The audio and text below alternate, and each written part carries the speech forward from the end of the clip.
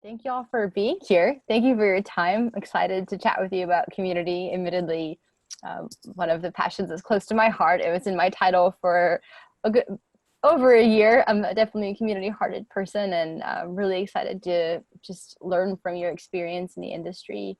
I guess while we're waiting for Sarah to join us, if you want to start by telling us a little bit about yourself, your background, what brought you to where you are.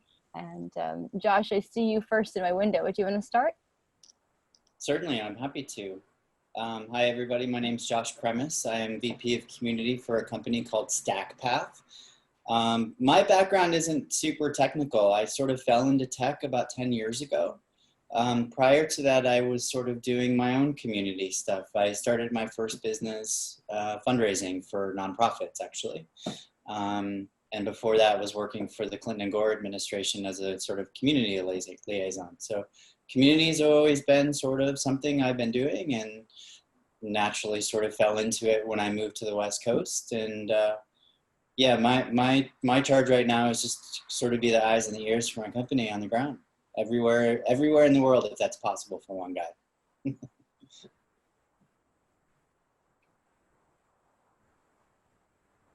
Want me to Emily go? would love to hear. Yeah, yes, please. All right. Hey, so my name's Emily Nybo Thomas, and talking about community. So like my other panelists, community has been something that's always been really important to me.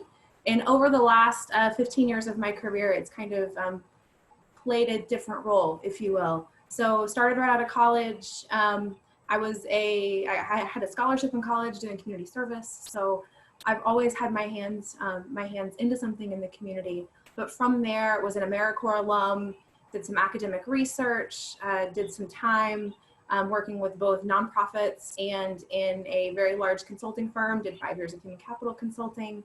And now I'm with a large regulated utility in the southeast of the US at Southern Company Gas. And one of the things that I've loved, and throughout the different connections of my career, has been what's good for communities also great for companies. And this idea of corporate social responsibility, both as a pro bono consultant with the consulting firm I used to work for, all the way to studying it academically. What are the best practices and trends around corporate social responsibility, good corporate giving, good community and corporate engagement, all of that type of thing. So just a little bit, we'll see where it goes. And if anybody actually wants to know more about me, you can ask me later, but that's not interesting. So, in my current role, I'm a diversity and inclusion consultant. So I'm in charge of running our employee resource group network. So I have 18 chapters of 9 different affinity groups. We call them our ERGs in 4 different states across our footprint. So that's my day job. Awesome. Thank you, Emily. I just sent a message to Sarah, so I hope she'll join us too, and we'll give her a chance to give her intro when she hops on. But my first question for you all, and please, again, feel free to answer in whatever order feels natural, and if you have nothing to say about it, we'll move on.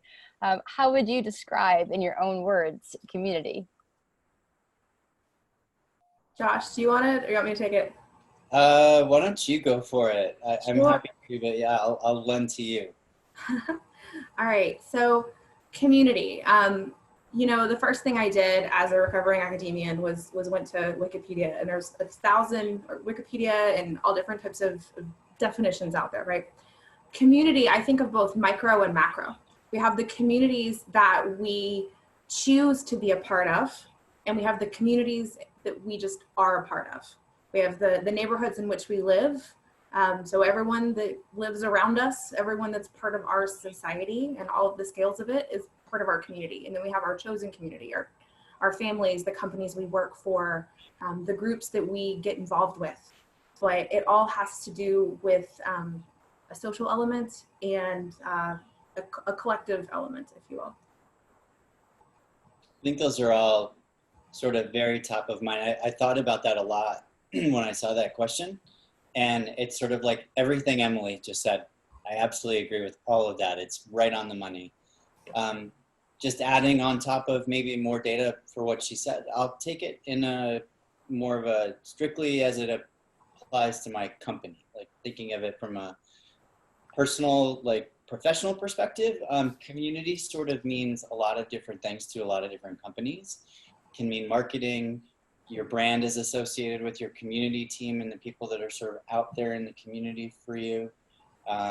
It's sort of eyes and ears on the ground for, you know, what trends are in your industry. You see a lot of different things that other people back at the sort of mothership headquarters won't see because you're in the community a lot more than they are. You hear from your customers, you hear from your potential customers, you hear from partners, all of these things that really mean something to community. So it can be customer development and messaging and brand development. It can also mean, in rare circumstances, M&A. Like there's certain times where you're out, and if you work for a larger startup growth stage company like I do, like we've acquired some companies, and you'll meet these really cool entrepreneurs that have sort of built something that you don't want to build yet, or yeah, there's a lot of outreach from the professional perspective as well. You meet a lot of talent, a lot of partner organizations out there. And Emily, I want to like really highlight something that you said that I think like sort of is my mantra in community, like my whole life. In my mid 40s now, and I've always truly believed that you can do really, really good things in the world and still do well for yourself and your company at the same time. And I think like that corporate social responsibility, and I think like taking the business angle, I couldn't agree with you more. Like I thought that was really well said in terms of like defining like what community is. Awesome. Well, how would you describe culture as it relates to a company or an organization? And sort of within that, would you say that culture is synonymous with values? Sure. So culture to me is made up of a lot of different pieces, right? Culture is the expectations, the experiences, the zeitgeist, if you will, the philosophy, what is allowed, what's not allowed, what's reinforced, the inner workings that are experienced by those that are part of the organization. So or the organization itself is kind of, or the organizational culture itself is living to me when I think about it. How do you view organizational culture, Joshua? Yeah, I sort of have this really good friend of mine that made a statement to me a long time ago that sticks when it comes to culture. And I'm not a culture expert. This is just sort of my personal feelings, is that like you don't wake up every day. Like we all want to wake up every day and go to fun. Like we don't want to go to work, right? You know, we have to work, but we want to have, like life is really short and it's really fleeting, especially like in times like this. Like we know how important, you know, what we do on a day-to-day basis is. And I think culture is something that is created both internally and externally.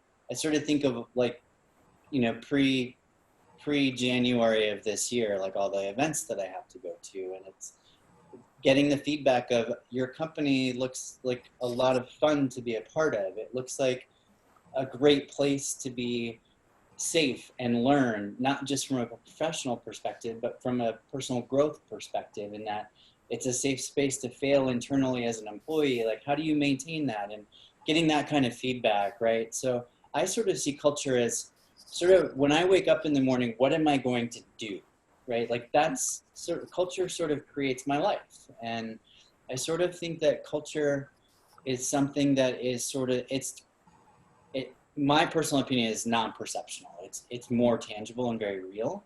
It's something that your customers can see through their interactions with you, and it's something that your employees can see through their interactions with you on a day-to-day basis. And so I think there's a lot of like soft skills and intangible like data points that go into creating the right culture. Some companies do it extremely well, and some people, and it's really funny how some companies will have such an amazing culture outward facing, and then you talk to people that work there and they're like, oh, it's such a grind. It's great and the PR is all wonderful and everything like that, but let me tell you what like the reality is of the landscape. And so sort of balancing that, I think, creates the culture from what people see and what people experience. Sure. I want to jump on something that Joshua said. You used the word create. And I love that, because when we talk about culture in our company, we say that culture is something that's actively curated. because while culture, it's a lived experience. So the question is culture synonymous with values? I think ideally a good corporate culture is one that lives life and breathes authentic life into the company's espoused corporate values, if you will. So I think every company has values and every company has a culture, but if they aren't synonymous, then that's more problematic than if they do reflect one another. So. Yeah, totally. Like, I think that culture is, like, even if we're in tech, like, we're still a people-oriented society and people-oriented economy, right? You still have to have conversations with one another, right? There's that human element of sort of responsibility in creating that. I totally agree with that. I love that.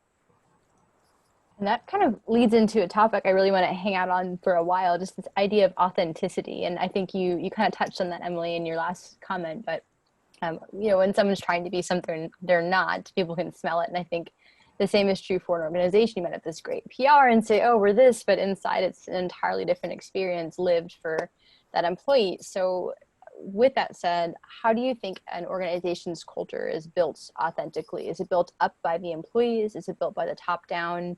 What does that look like in a practical sense?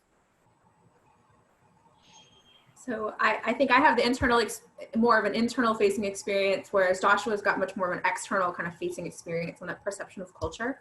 Because I think we both agree that culture is something that is, it's perceived. It's what is the lived experience of those that are in the culture. And I really thought long and hard about this, right? Like, does culture come from above? Does it come from below? And I honestly think it's both, because if culture change is going to have to happen, it's got to be bought in from all ranks, and it's got to be modeled from the top, right? If you have leaders that aren't authentic, that aren't modeling the cultural values and norms and behaviors that they want in their workplace, well, it's just not going to stick. It's just going to be more words on a page. But ultimately, the values that stick, right, are going to be ones that employees buy into and reinforce, and continue to celebrate what they want and say, hey, this isn't working for us. So in diversity and inclusion, we want to make sure that we have a workplace in which everyone feels that they are set up for success and that they can be positive and be productive in their working experiences with everyone they encounter, right? Because to be included means that you can show up and do and be your best. And if that's what we're asking of our people, I think culture really kind of comes from both sides. So I struggle to say one or the other. So I'm going to say both. Maybe it's the ex-consultant in me. It's, it's tense. But I really love that, Emily. I think this is a great line. So it's along the inclusion line, like when you think about inclusion, it's like, it's one thing to be invited to the dance. It's another thing to be asked to dance at the dance, right? That's inclusion, right? And so your best CEOs are going to create that culture to allow people to be really embedded in decision-making and like company function. And I'm in a really unique perspective. I'd say a little more than 50% of the time of my week is spent with CEOs, whether they're startup CEOs or whether they're sort of mid to small growth stage startups that are, a few hundred employees or more. And it's really interesting to me, the smartest ones that I've ever engaged with, like it seems like the common theme around culture is the most successful CEOs are the ones that really put enabling really smart people to go and be themselves and do their jobs really, really well and stay out of their way. Those are the ones that always like build the great companies, build the cool culture, build the sort of successful exit, whatever that's defined as. And I've seen culture, and my sort of perspective is I'm a really firm believer that it's a top-down scenario. That's just my experience and what now that's not to say that your ground teams and everybody from entry level to the CEO doesn't have a voice in creating that culture. it's just my experience because of what I do. I've seen a lot more CEOs that really stand up and say, the reason I'm so successful at creating this culture in my work is because I'm dedicated to these values, and I'm going to hire the best people to do a really good job, and I'm going to stay out of their way, right? And it's really amazing.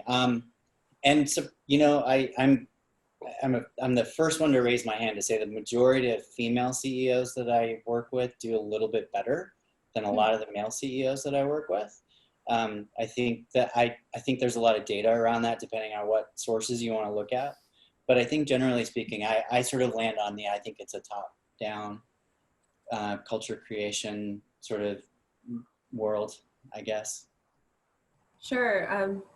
I love that you called out female CEOs, because we have one of the most authentic women CEOs that I think lives those values every day. So I have the privilege of working for just an absolutely amazing female leader at the top. So, and as a woman who works in diversity and inclusion, I will always celebrate strong female leadership for sure.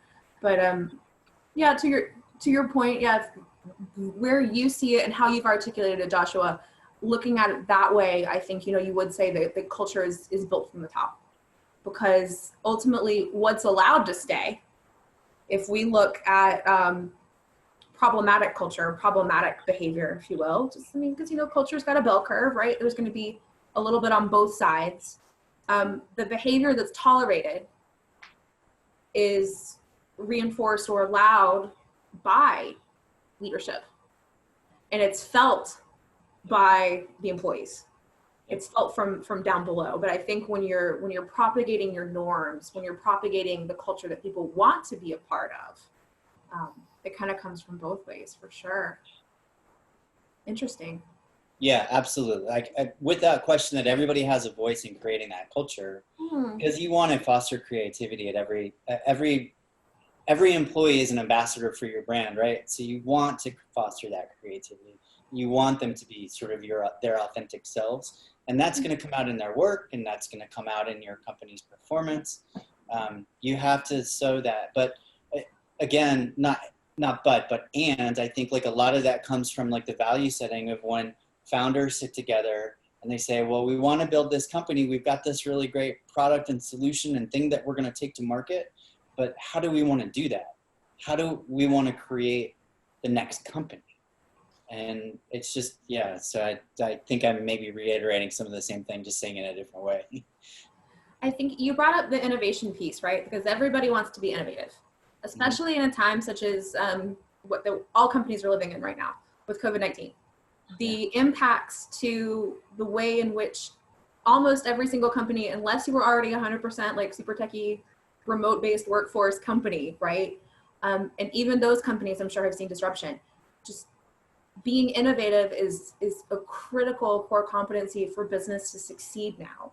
And as we're looking at what the new normal will be and all that kind of going forward, that has impacts to culture as well. You know, who will we be whenever we return back to more traditional workspaces? I won't say the same, because I don't think any company will be fundamentally the same after the events of the past few months.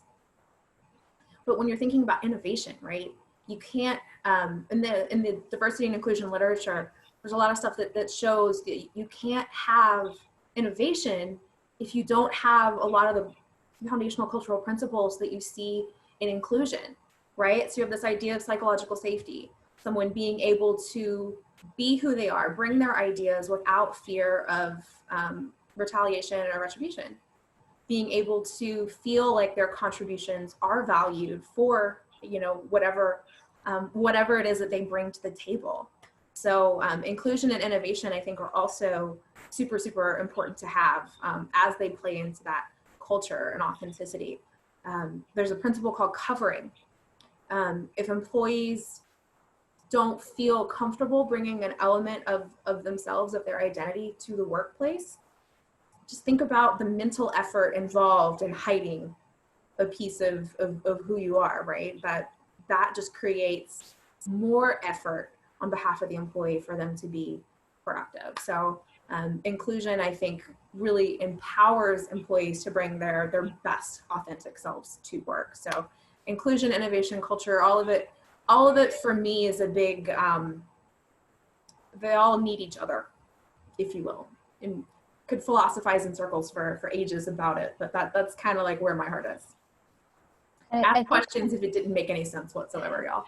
Yeah, definitely send in your Q&A because we want to hear from everyone who's listening, and we'll, be sure to leave some time for that. Sorry for running a little late in the last one, y'all.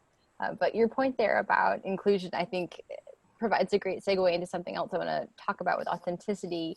So when you've defined your value, your company is scaling and you're bringing in all these different folks who come from different backgrounds, have different ways of thinking, or ideally you're creating this space where they can be their full, unique self, bring their whole self to work, right?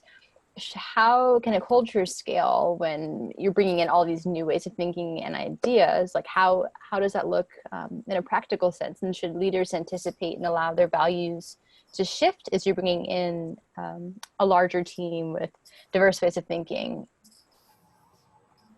Yeah, I'd love to add a little texture around that. So my current company right now, we've gone in the last 4.5 years from a group of founders to pretty close to 500 employees. So that's pretty expansive growth, right? And yes, we did some acquisitions to get there. And yes, we have sort of a split between like our full-time employees, and then we have, regionally in other parts of the world, other workforces that we consider family, that they may as well be our employees. So it's a really interesting question, and it's, quite frankly, it's really hard to do. And if you take our example of merging 6 different companies together, you also have this sort of thought around actually merging 6 different cultures together at the same time, right? And so I'll go back to my previous statements of, when a founding team and sort of the board gets together and says, this is the culture that we want to create. We have an idea for the product and the platform. As we scale out, these sort of have to be our fundamental values. This is what we want to build. And my experience is that comes through action, right? That comes through, it's not a lip service thing. It's very, very practical and pragmatic, and saying to all the people that you're sort of bringing onto the ship of saying, here's sort of what we hope for. And if we get 90% of the way there, then we think everybody's going to be really happy working here. As we get bigger, we know that there are going to be, as you mentioned, Emily, the bell curve, right? There's going to be some people that don't appreciate the culture and love it. And there's going to be some people that are here for a while and they decide they want to go do something else. That's sort of a natural factor of doing business. But I think, again, it leans on saying, like, these are sort of our fundamental practices. There's a lot of ways you can disseminate that information to your employees. You can, we do town halls. Like our executive team is very, very accessible to everybody in the company. So much so that they're like, here's my cell phone number. Text me if you've got a question for me, right? It doesn't matter who you are. So there's obviously documentation. You can forward out, like, here's sort of our like internal cultural statement, Bible, if you will, however you want to call it, whatever you want to call it. But again, I think those core values of inclusion say, we want to build a really special company. We want to have a really cool product. We want to do really well and pay our people well. And we want to have everybody come here feel safe and happy, and that they are contributing individually and collectively. And so I think that all comes from how the sort of teams are, like, at the top, the founders, the board are disseminating that to them. And when issues come up, quickly resolving any cultural issues and having a very quick conflict resolution and plan in place to make sure that you sort of maintain that culture, to say, hey, look, like, this situation came up, but I feel empowered because my company had this thing in place and took care of me. And if you don't, then that bleeds out into every other person on that person's team and the divisions of the company that they engage with, and so on. It's sort of a long-winded way of saying, I think it's sort of walk the walk, right? I think when your leadership walks the walk and says, this is the company we want to build, we care about you, and that's what they're saying. Or if they're not walking that talk, then there's a problem with your culture. Sorry, I'm kind of spitballing. Emily, please, like, help me out here. I agree with everything that you said. While I work in a large regulated utility now, so we have a lot of folks that are out in the field. We have a lot of folks that are in a corporate office. Throughout my time as a management consultant, I got to do a lot of M&As, a lot of change management kind of stuff. I've seen the good, bad, and the otherwise. And exactly what Josh was saying. Is it Josh or Joshua? I'm sorry, I've called you both. Either is fine. Totally okay with both. I need to call you your preferred name. All of the principles that he was talking about are spot on. You got to figure out, how are you going to articulate your values? How are you going to share them with folks? So first of all, when you onboard people, tell them what you stand for, and then show them what you stand for, and be consistent. The question of, should leaders anticipate and allow for their values to shift? Man, that, like, I want to say no. Because if the company has done the work to intentionally choose who are we and who we want to be and how we want to show up in our community, and what do we want the experience to be of our employees, what are our expectations for behaviors, then no, hopefully those values shouldn't shift, right? But by having an authentic culture too, I think an authentic culture is then self-aware of itself, in terms of, as you're buying new companies, selling new companies. So the company that I work for has had several different mergers and acquisitions. And across our footprint, we've got, some micro cultures that exist. So honoring elements of all of that, because we all belong to a greater whole, but how are we going to talk about what's working and what's not working? And I think that's where a shift needs to happen, if it needs to happen.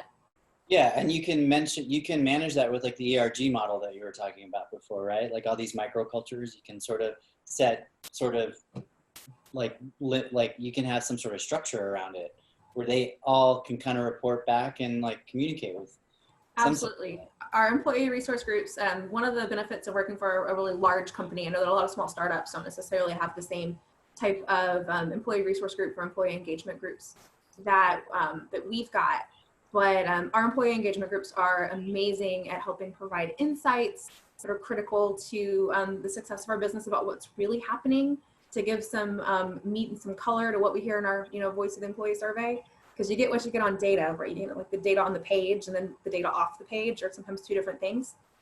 So yeah, absolutely. Employee resource groups or any type of open feedback loop that I think leadership can have across the company is super critical. Sometimes it's the super user network, right? You can call it a number of different things, but I think that having those feedback loops intentionally created, having those places for them is critical for maintaining an authentic culture that employees are excited to stay with the company. Yeah, I a 1,000,000% agree. Like, no, like, they should not be open to switching their values. Like, if you're starting something and you're going to play this out, whether you're 1 month or you're 100 years old as a company, like, you can't just say, oh, we're going to change our values. It's not practical. It doesn't work. It's like, you can't become authentic overnight. Right? Especially when we're talking with, I keep thinking about millennials, right? Everyone's, millennials are almost 40 now. I'm a millennial myself. So it's really the next generation that we need to start looking at, but what they value in the workplace. Authenticity of culture, who the company says that they are, do they do business responsibly, is super important. It's something that younger talent looks for when they join a company, and hopefully when they choose to stay with a company. So I think that's maybe that gets us kind of into our next area. I don't know, but yeah, authenticity, being who you are as you face externally and internally is critical. And I do think that kind of leads us into this topic of community engagement. And I think we've touched on this a little bit, but I would love just to sort of focus on this idea of engaging all employees. So what can a company do to include and engage every employee? And I think we touched on it a bit with ERGs, but would love to hear what it looks like in a practical sense, and maybe any other ideas relating to employee engagement. I think one of the critical things is you've got to set your leadership, from all levels up to both ask and listen. Something as simple but as transformative. I remember the first time I had a manager ask me when joining a team, what makes you feel included? Or what engages you? As someone who's worked in human capital for 10 years at this point, right? I was like, wow, that's so foundational and so simple, but figure out what makes your employees feel engaged. How do they feel included? What matters to them? And then listen and follow up on it. If it's at a macro scale kind of thing, if it's an employee-wide, enterprise-wide survey, listen, and then let them know, hey, we heard you, and this is what we're doing about it to improve it. Don't just like take data for data's sake. I think where I've seen the needle move most impactfully in current companies and past companies that I was a consultant for is really where you take the data and you act on the data and you have an open dialogue about what's going on. Yeah, I think that you can build community very quickly through communication. I think, and how that happens is, so when you think of a distributed team that has remote employees all over the place in different geographies and different even countries and parts of the world, it's still easy to create a community amongst your teams, your employees. And I think through communication and sort of telling them, hey, did you know that our product team is working on this, and send pictures of them working on it together in the office when we had offices, right? Or like I run a community for the team, and we're out at events and we go to conferences and we do a lot of startup like stuff, taking pictures and telling stories and communicating back to stakeholders in the company and saying, hey, have you heard of so-and-so in Seattle or in LA that's doing this? It's really interesting. We should be looking at partnering with them. And all of a sudden, with a very simple Slack message or an email, you engage a team of people in your sort of community effort. And all of a sudden, they learn something that they wouldn't have known had you not communicated back to them. And so that's sort of like your bottom up. And then your top down is your executive team coming to the employees en masse saying, hey, did you see this article that we were, that was published about our company? Or, did you know that we created this new partnership, or that so-and-so sales organization closed this big deal or whatever? And it's like, you start creating more awareness about the organization as a whole and what sort of your groups are all doing from a community, like to create your internal community and from your external community. So I'll lean back on, I think everything can be created through the right kind of communication. I'd love also to talk about, an organization's relationship. Oh, hi, Sarah. Hello.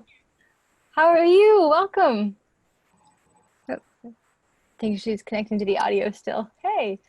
Oh my God, hi, I'm 1,000 years late. Can I still join in? My kids Yeah, absolutely. Welcome. We were just talking about community engagement, but do you want to give a quick intro to who you are and what you do? You guys are awesome. Thank you so much. Seriously, does anyone else have kids at home? Are they trying to kill you right now? Is this a phenomena? This is the new pandemic.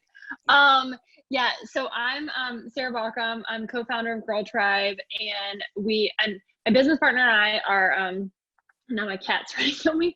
Please just give me a second.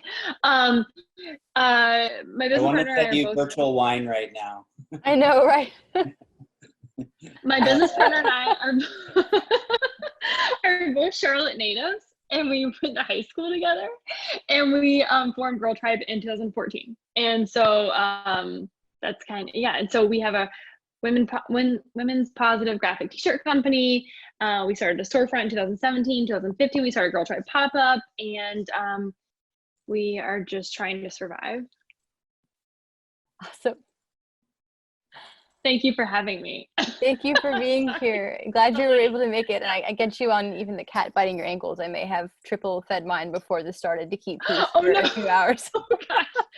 I'm like, So, this poor thing, she's probably like, I'm like, just go be free. There's so many chipmunks that just want you to chase them. She's like, no, I want to be here with you, you know? So sorry. no, all good. Welcome. Thanks for dialing in. We're just about to dive into community engagement as a community or an organization relates to the community at large. So this community outside of the organization, and how does that affect the growth and development of internal culture? Whoever wants to dive into that first. So I work for, I've shared a couple times, I work for a utility. Ultimately, we succeed when the communities in which we work in also succeed. When there are thriving businesses that can afford to pay their bills, we make money. When there's growing communities, we sell more product.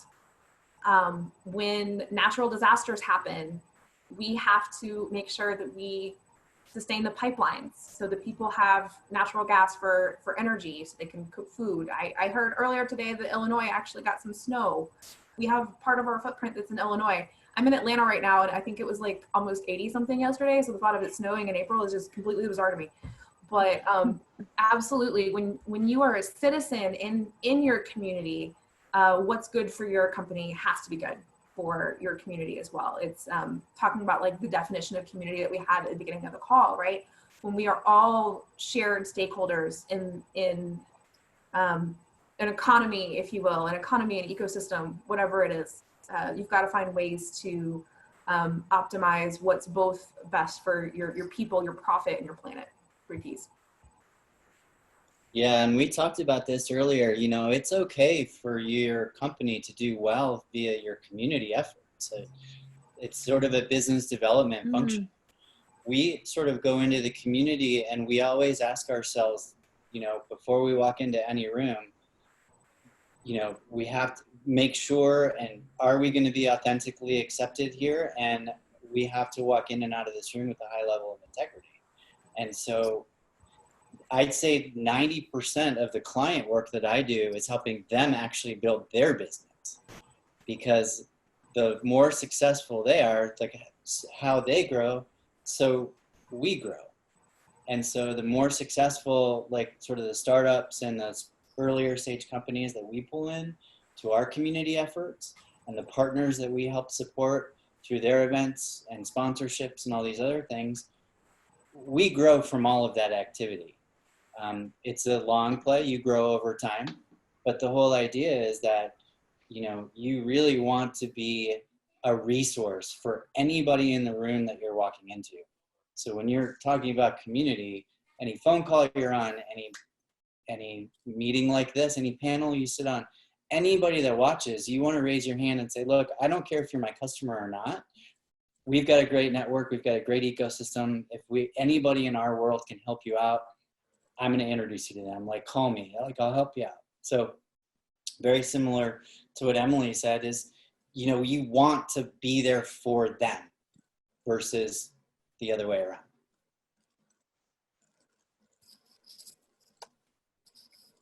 Well, another question relating to community engagement. How does engagement internally and externally drive success? Or, you know, I guess, does it, and why not? I think we covered this a little bit, but any examples you've seen in your own experience driving internal and external community engagement? Sure. One of the things that happens in the corporate world, not nearly enough, is how can companies look at the partnerships that they have as opportunities to develop their own internal talent pipeline. This can be through board service. This can be through skills-based volunteering. It can be through things like ERGs and what their missions are. Lean into what employees are passionate about and find developmental opportunities there for employees to be able to grow their ability to then deliver more value back to the company by better developing their leadership and engagement skills, and celebrate that, elevate that. Tell those stories, because those are stories that are really kind of cool. Because if you hear something from someone, you know, a couple cubes over, you wouldn't have known about, of some kind of amazing thing that they were doing in their community and what the values what they got out of it, right? Celebrate those stories, because those are the things that ignite more energy and ignite a movement, and can really make waves both internally and externally, I think. Yeah, and I always lean on, like, how do you define success? I mean, we have a startup incubation program specifically talking about my company, where I've worked with literally probably thousands of startups in the last 10 years, and hearing that, getting an email like 2 years later saying, hey, you know, remember when you introduced me to this person? Well, they're now my CTO. Or, you know, remember when you said, hey, I should look at these 3, you know, investors, and you introduced me to them? Well, 2 of them wrote me a check. And it's like, I feel that's successful for my company, because that puts a lot of goodwill and brand of who StackPath is and who we are. A lot of times, just through being and doing good things, they will refer customers to you.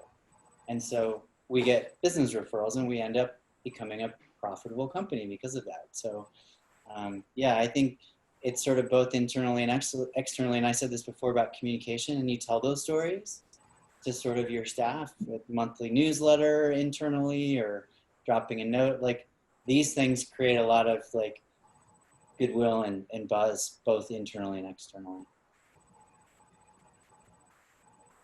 Well, Sarah, I know you had to miss some of the beginning questions in the panel, and I know you probably had some time to take a peek, but did you have any thoughts you wanted to share about how you know, community and culture have been experienced through your company, or, you know, any thoughts you had just kind of reviewing some of the points we talked about?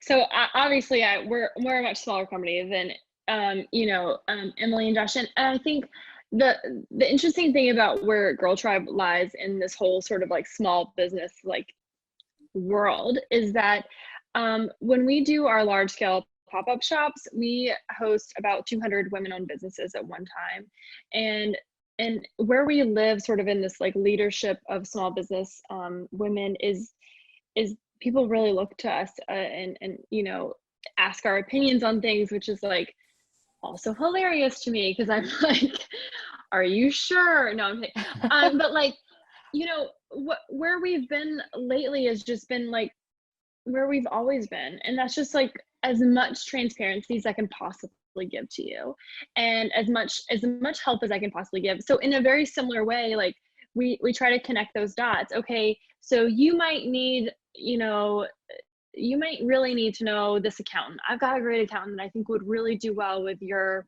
whatever it is, you know, you're a calligrapher. I don't know. That's like a bad example, but like whatever it is, like a small business, like accountant or whatever.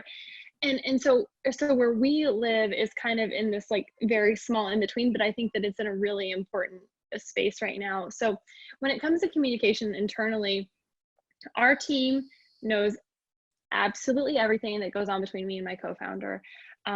They know every single initiative that we have going on. They know why we're doing it, and they know ultimately what our goal is, and that's to support small women-owned businesses.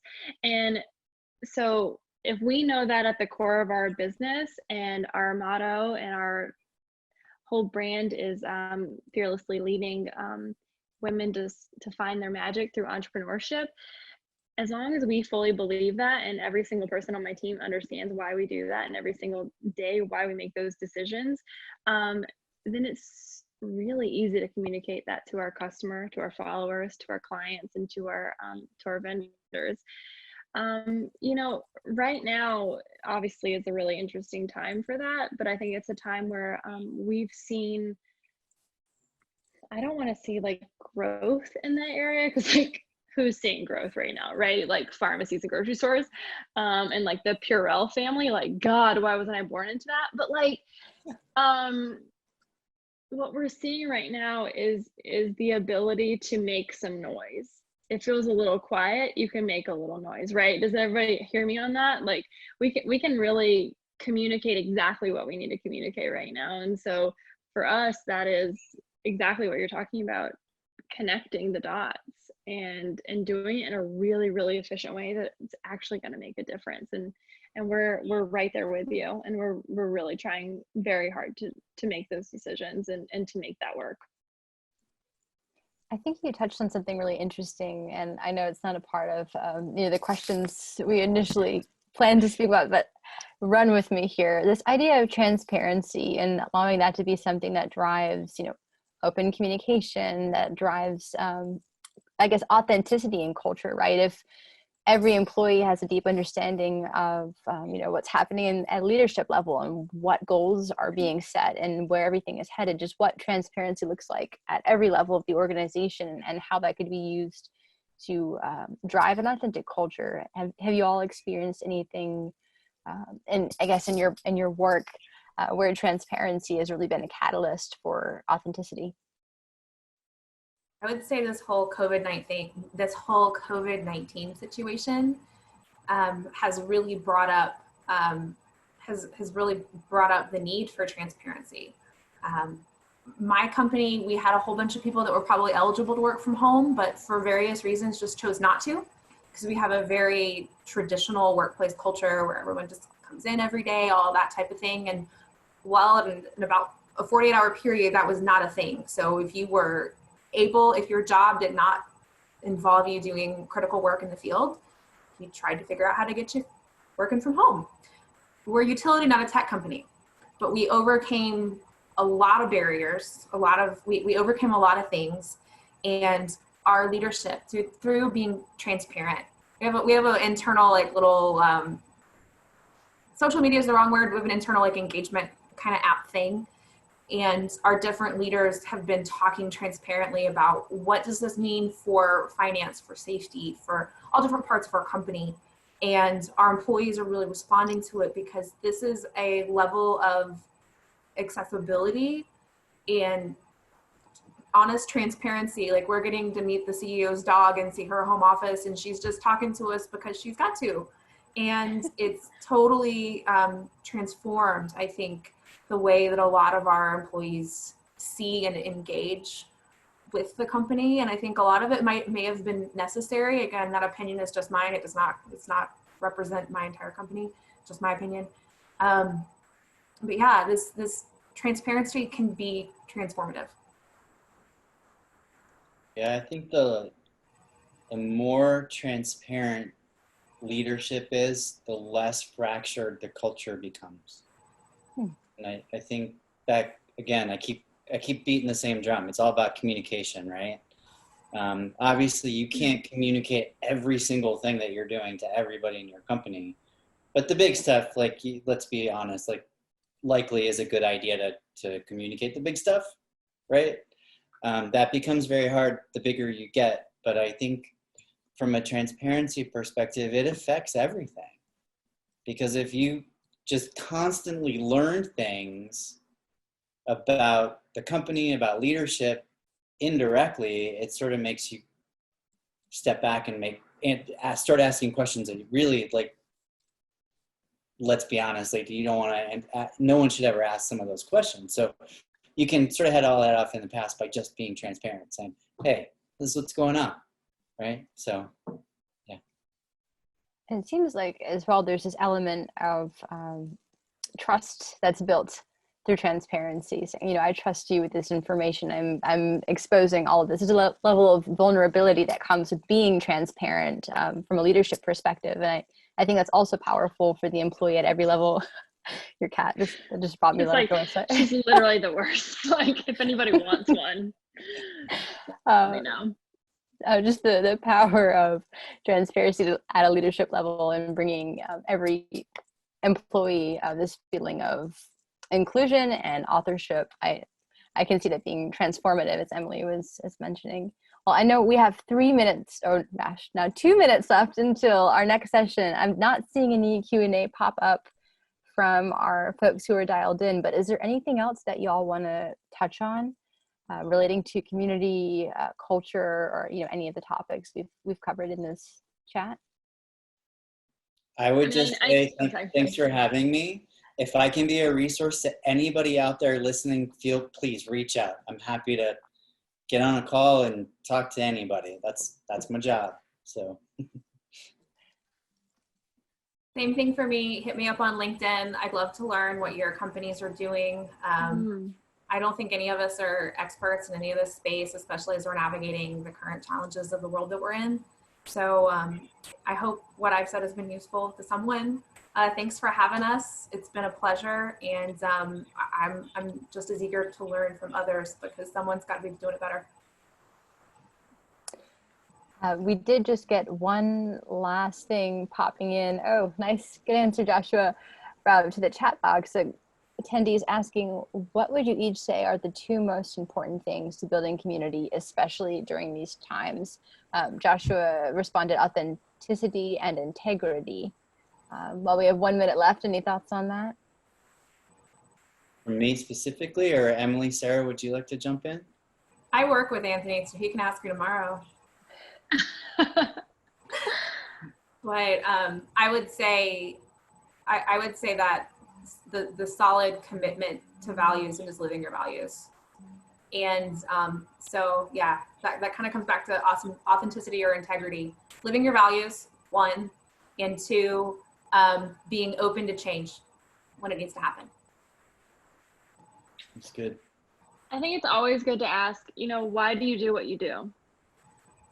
And in a time like this, just like a time in the recession, that was a big change for all of us, right? Why do you do what you do? And it's a good time to ask, why are you with the company that you're with? And so you look to your leaders right now and you ask, why am I here? And hopefully your leaders can tell you something that makes you feel like very empowered every day to get on your Zoom calls, to get your work done. And hopefully when this all goes back, that we all feel really, really empowered and really good about what we do every day. That's great. Well, we're right at 7:20. Thank you so much for your time, just for exploring these topics, sharing your experience. Any resources you want me to send along to the attendees, please email them to me. I'll make sure I include them for follow-up. And it was really great talking with you all.